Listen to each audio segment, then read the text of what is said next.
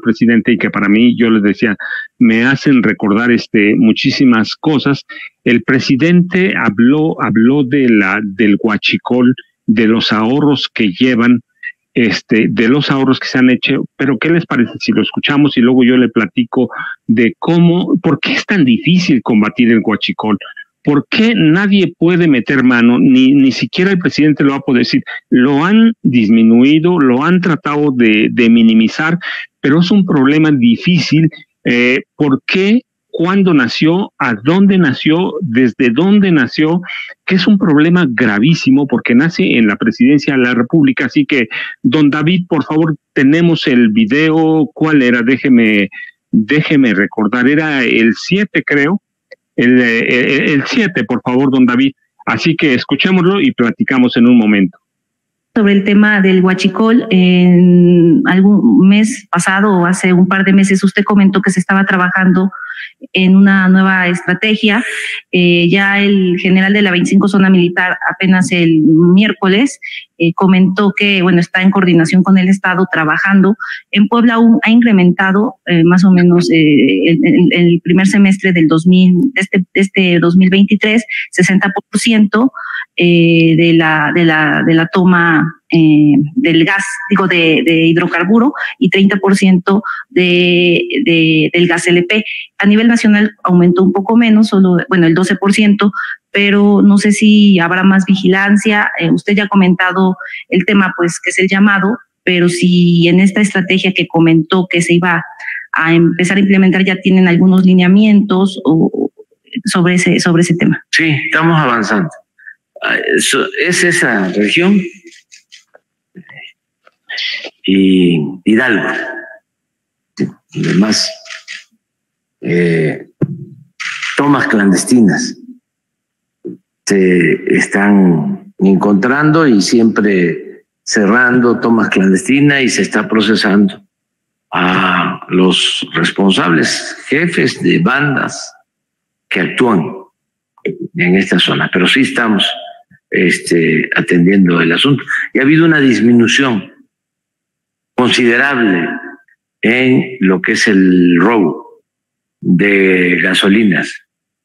Ayer Rosa Isela nos estaba informando que llevamos un ahorro por el combate al huachicol desde que estamos en el gobierno de alrededor, si no mal recuerdo la cifra, de 280 mil millones de pesos.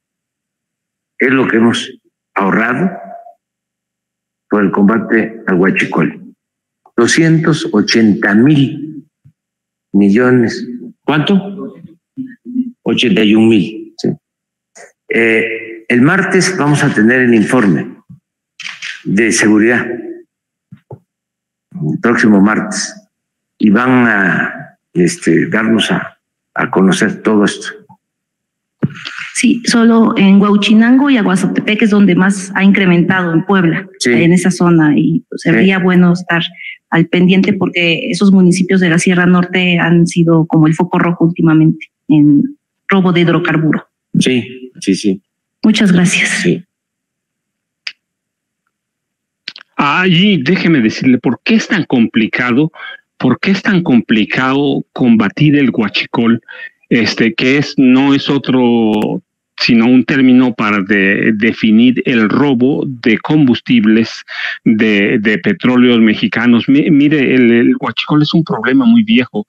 Nació en el gobierno del presidente José López Portillo y a través de su hijo José Ramón López Portillo Romano.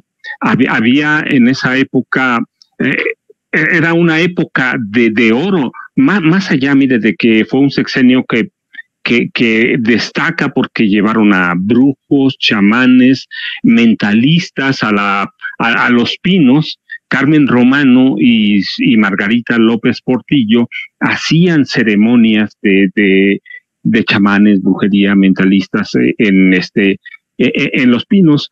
La señora Carmen Romano creía verdaderamente que había seres de otros mundos, de otras galaxias, y que ellos los podían ayudar, de tal forma que un día, en algún momento, se hizo, desde poquito antes de que tomaran posesión, se hizo conocida y luego amante de un mentalista muy famoso en esa época, sigue vivo, se llama Uri Geller, de Israel, ciudadano británico también.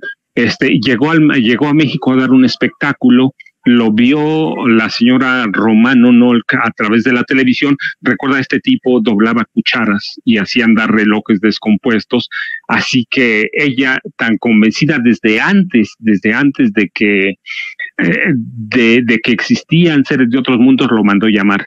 Él le dijo que sus poderes se lo habían dado seres extraterrestres, así que ella se rindió ante él y luego también es conocida porque, lo mismo que López Portillo, recuerde, por un caso de corrupción. Bueno, todo ese sexenio fue de corrupción tras corrupción. Pero uno muy grande fue el llamado Colina del Perro, que ya no existe como tal. La colina sigue existiendo en la carretera México-Toluca. Un terreno que se robaron, compraron, se adjudicaron un terreno de 120,000 metros cuadrados en el que construyeron cinco megamansiones que abarcaban 13,000 metros cuadrados, una para cada miembro o integrante de la familia. Finalmente ella no vivió ahí y siempre se pensó que fue el presidente López Portillo con Carlos Jan González, que era su muy amigo, los autores intelectuales de la Colina del Perro. Después se descubrió el esposo de uno de los arquitectos de ese complejo. Uno de los arquitectos de ese complejo era esposo de una mujer muy conocida en México, vive todavía, la he visto en algunas entrevistas. Beatriz Barros Orcasitas tiene un libro bastante bueno, habla sobre cómo la señora Carmen Romano Nolk fue artífice y participó en ese escándalo de la adquisición o adjudicación del terreno de 120,000 metros cuadrados y en el diseño y desarrollo de las 5 mansiones. Y luego se le encontró a la señora Romano Nolk una megamansión de 13,000 metros cuadrados en Acapulco, en una de las playas muy exclusivas, pero así que sobresale por eso, pero también sobresale por el huachicol. En algún momento dado, era tanto petróleo que había en México que José Ramón López Portillo Romano pidió a ingenieros de Pemex que instalaran tomas clandestinas adentro de Pemex. Así que desde entonces empezó a instalar una red que nadie sabe de cuántos kilómetros es de ductos ilegales de Pemex. En esa época solo le llamaban robo de combustibles. Desde adentro de Pemex salían buques cargados de combustible, sobre todo petróleo, que solo se reportaban a José Ramón López Portillo Romano, a nadie más. De hecho, hay documentación y evidencias de que en alguna ocasión uno de esos buques con valor de 100 millones de dólares entró al mercado negro en Rotterdam, que allá negociaban. Él movía el mercado, parte del mercado negro de Rotterdam, y esos 100 millones de dólares fueron a parar a las cuentas de Margarita López Portillo, su tía. Así que por eso es tan difícil, porque a partir de José López Portillo, pues vea quién pasó: Miguel de la Madrid Hurtado, Carlos Salinas de Gortari, Ernesto Zedillo Ponce de León, Vicente Fox, Felipe Calderón y Enrique Peña Nieto. Cada uno de ellos puso su grano de arena para que creciera esa red y ese laberinto de tomas clandestinas desde adentro de Pemex. Los controlaban regularmente los jefes de seguridad de Pemex, de algunos de estos personajes. El más famoso, el más infame pero notorio, es el de Enrique Peña Nieto. Se dedicaban y autorizaban permisos para instalar redes clandestinas de Pemex en todo el país. Ellos tenían los planos, ellos tenían todo, así que desde adentro de Pemex se controlaba el robo de combustibles, que finalmente deviene en lo que dice el presidente, en el huachicol. Y hoy se intenta por primera vez controlar de Enrique Peña Nieto hacia atrás. De veras, nunca se hizo un esfuerzo por controlarlo. Ellos lo controlaban. Es un mercado multimillonario, como el de los medicamentos, sí, como cada cosa que se hacía en este país a través del PRI, ellos controlaban todo, controlaban los bienes raíces, negocios inmobiliarios, o en el caso de Felipe Calderón Hinojosa, que por cierto, hoy cumple años, él es infame porque él permitió la creación de cárteles del narcotráfico. No que los otros presidentes no estuvieran involucrados, yo lo he platicado, lo he documentado. El papá y los hermanos de Nilda Patricia Velasco, la esposa de Ernesto Zedillo, estaban involucrados con el cártel de Colima, que se especializaba en el contrabando de drogas sintéticas. En esa época solo eran metanfetaminas, pero esas drogas sintéticas dieron paso a lo que hoy es la mayor epidemia que asusta a Estados Unidos, aunque ellos son responsables, eso hay que aclararlo, el fentanilo.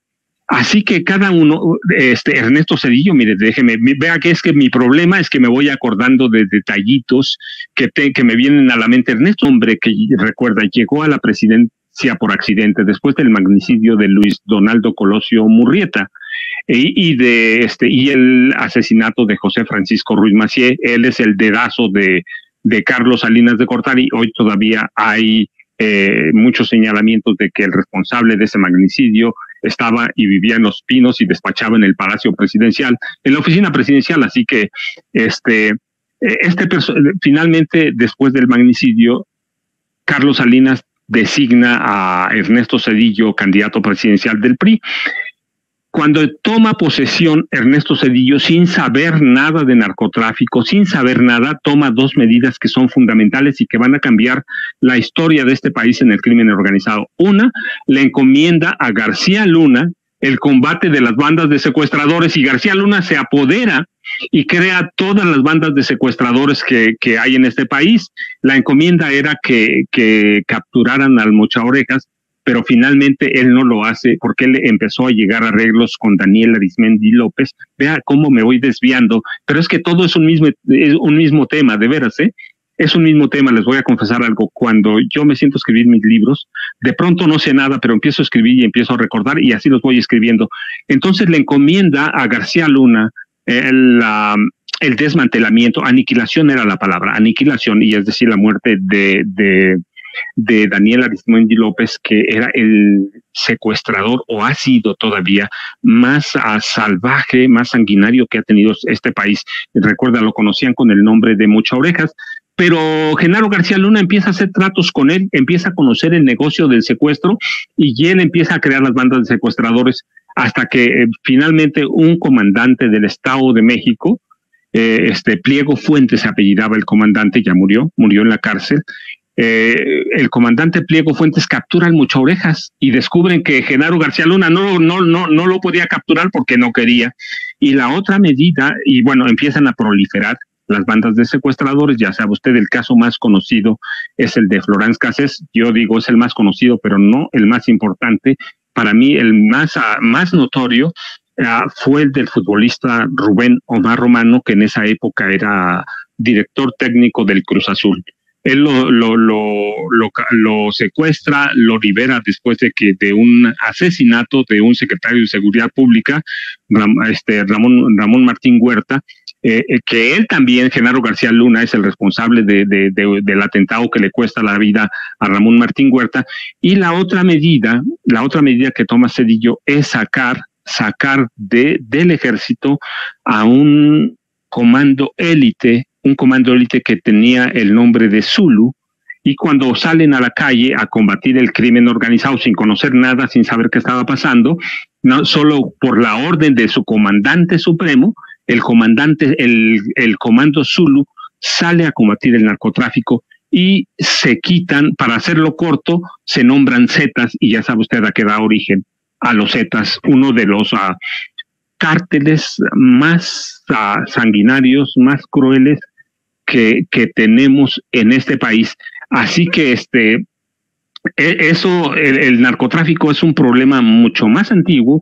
La familia de la primera dama, María Esther Zuno Arce, esposa de Luis Echeverría, también estaba involucrado en el narcotráfico. El secretario de Gobernación de Luis Echeverría Álvarez, Mario Moya Palencia, también estaba involucrado en el narcotráfico, para que vea.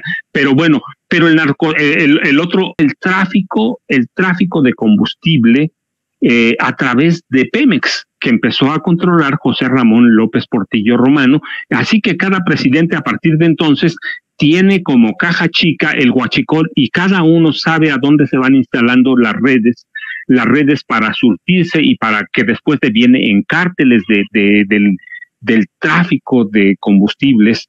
Desde Pemex, cuántos son, nadie sabe, porque cada presidente, cuando terminaba su gobierno, se llevaba los planos de instalación de las redes de tráfico de combustible, que hoy conocemos como huachicol.